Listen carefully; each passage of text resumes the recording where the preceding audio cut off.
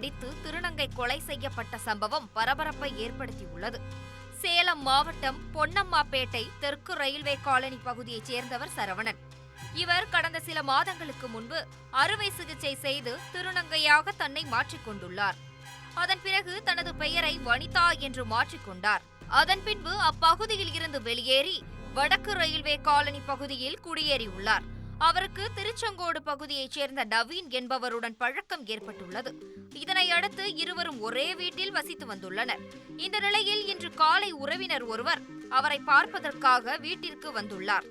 அப்போது வனிதா தலை மற்றும் முகம் பகுதிகளில் பலத்த காயம் ஏற்பட்டு கொலை செய்யப்பட்டு இருப்பதைக் கண்டு அதிர்ச்சி அடைந்துள்ளார்.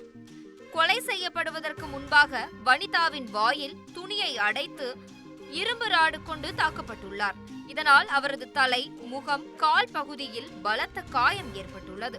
மேலும் தலைமறைவாக உள்ள நவீன் பிடிபட்டால் மட்டுமே கொலைக்கான காரணம் குறித்து தெரியவரும் என காவல்துறையினர் தெரிவித்துள்ளனர். லோன் எடுத்தோம், அந்த லோன் கட்டுறதுக்கு போவான். லோனுக்குன்னு கட்டிட்டு அவங்கள பார்த்ததும் எங்கள் நடுப்புள்ள ஒரு பிள்ளை இன்னைக்கு பரதநாட்டியம் ஆடுறேன் அப்படின்னா, சரி வா பித்தளை நகை செட்டுலாம் இருக்குது வீட்டில் இருக்குது, அப்பாட்ட சொல்லி வந்து எடுத்துக்கிட்டு போங்க அப்படின்னு தான் அந்த பிள்ளை காலையில் வந்தாங்க. வந்ததும் அதெல்லாம் எடுத்து கொடுத்தது. அவங்கள்ட்ட ஒரு வார்த்தை சொல்லிட்டு போமான்னா, இல்லைப்பா நேரமாவது நான் போகணும்பான்னா, இல்லைம்மா பாருமான்னு அவன் வந்து பார்த்துட்டு வந்து சொல்லி தான் எனக்கே இதெல்லாம் தெரியும். அது வரைக்கும் எனக்கு தெரியாது.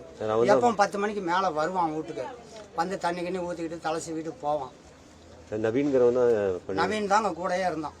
நைட்லாம் இருந்தா அப்படியா? எனி டைம் அவன் தாங்க கூட இருப்பான். அவன் விட்டுட்டு இருக்க மாட்டாங்க. செத்து போனவனுக்கு 19 வயசு, அவனுக்கு ஒரு 25-26 இருக்கும்.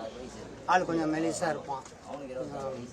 லைட்டாக கிப்பி மாதிரி விட்டுக்கிட்டு நீட்டாக ட்ரெஸ் பண்ணிட்டு போவான். அவன் நேற்று 4 மணிக்கா வந்து எங்கன்னு கேட்டாங்க. ஏண்டா 2 பேர் போனீங்க, நீ வந்து கேட்குற அப்படின்னா. அப்புறம் ஒரு 6 மணிக்கெல்லாம் அவன் வந்துட்டான். இவன் எங்கேருந்து வந்தான்னு தெரியல. அப்புறம் 2 பேருமே வந்தானுங்க. இவன் வெளியே நின்றுக்கிட்டான் நவீனுங்கிறவன். இவன் வந்து தலை சீவிட்டு இருந்தான்.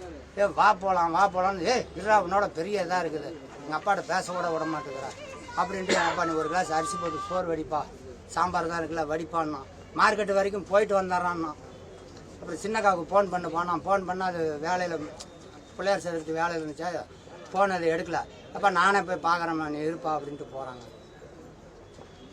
இவருக்கு வேற ஏதாவது இருக்குங்களா?